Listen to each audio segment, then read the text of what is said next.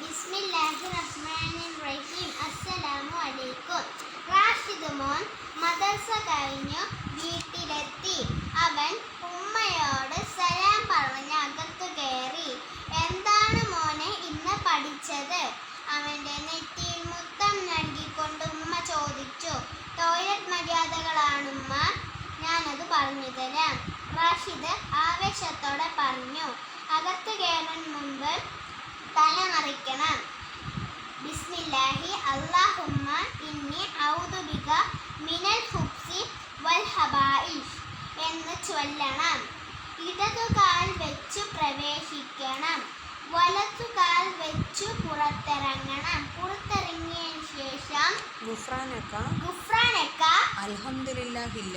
അൽഹംദുലില്ലാഹില്ലദി അദ്ഹബ അനിലദ വഅഫാനി എന്ന് പറയണം. ഉമ്മ മാഷല്ലാഹ് മോൻ നല്ലവണ്ണം പഠിച്ചിട്ടുണ്ട്. ആമീൻ.